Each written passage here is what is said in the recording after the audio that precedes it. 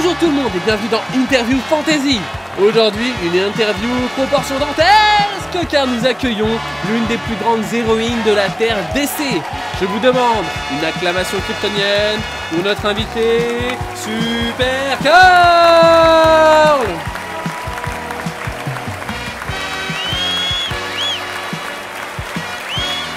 Supergirl, c'est un tel plaisir de te rencontrer. Et bien de même. Je ne veux pas paraître creepy, mais il faut que je te dise, je suis fan de toi. Je te trouve tellement plus intéressant que ton cousin, sans offenser le grand Kal-El, bien sûr. C'est trop gentil. J'adore toujours rencontrer mes fans. J'imagine que c'est ma période Power Girl ou peut-être Smallville que tu aimes ? Non, je préfère ta période New 52. J'adore l'idée de suivre l'évolution d'une déesse qui débarque sur un monde complètement primitif de son point de vue. Je regrette juste que les scénaristes n'aient pas poussé plus loin le concept, et soient finalement revenus à des histoires, disons, plus classiques. C'est surprenant, habituellement les gens se souviennent de New 52 que pour mon costume. Et encore. Ah, les gens. C'est comme de te mettre en héroïne secondaire, alors que tu es techniquement aussi forte que ton cousin. C'est quand même dingue, ça. Sans parler du girl de Supergirl, quoi. Tu prêches une convaincue. Mais bon, c'est la dure loi du showbiz. Ah, le showbiz, justement, me rappelle le régisseur. Tu es sur notre plateau pour répondre à mes questions. 5 pour être précis. J'attends la première. Ah, merveille. Alors, rentrons dans le vif de l'action. Tu t'attendais à ce que j'en parle en t'invitant ton fameux tweet, qui a fait s'enflammer les réseaux sociaux.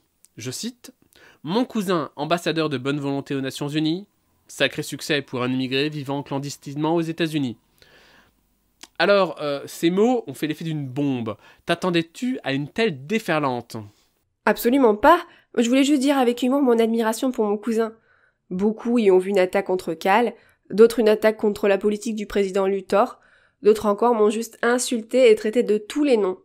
Et je parle même pas des milliers de messages privés. Je veux dire, je suis une femme, alors je suis habituée aux pervers m'envoyant des photos de leur ou d'eux s'enfonçant des figurines de moi dans leur mais là, des menaces de viol, des appels au meurtre, j'ai dû fermer mon compte. Ah, malheureusement, une situation des plus classiques à notre époque. Ces haters ont été sans doute surpris par la réponse de Batgirl. C'est vrai, c'est une super amie. Et elle pensait m'aider en dévoilant la véritable identité de l'ensemble des hommes et femmes m'ayant menacée. Je ne soutiens pas, mais ça fait un bien fou de voir l'arroseur arroser. Ha ! J'imagine.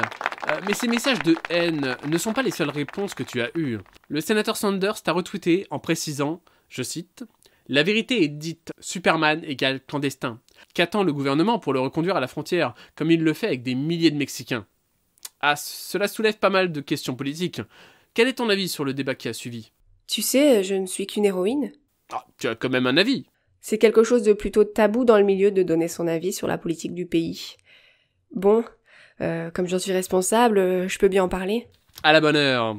Alors, je crois que le sénateur n'est pas complètement dans le faux. Il existe une sorte de deux poids, deux mesures autour de la question migratoire.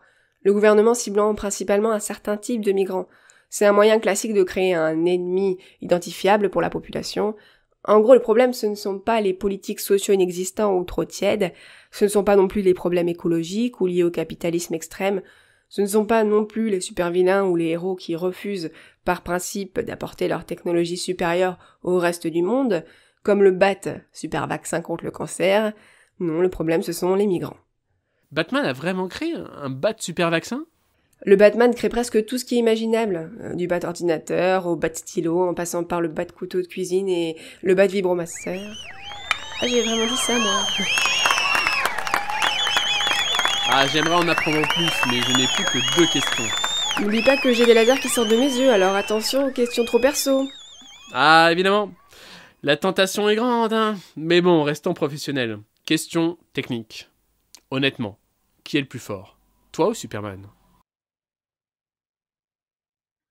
Ah, sinon on peut reparler parler du bat vibro... Dans un combat loyal, nos forces s'annuleraient.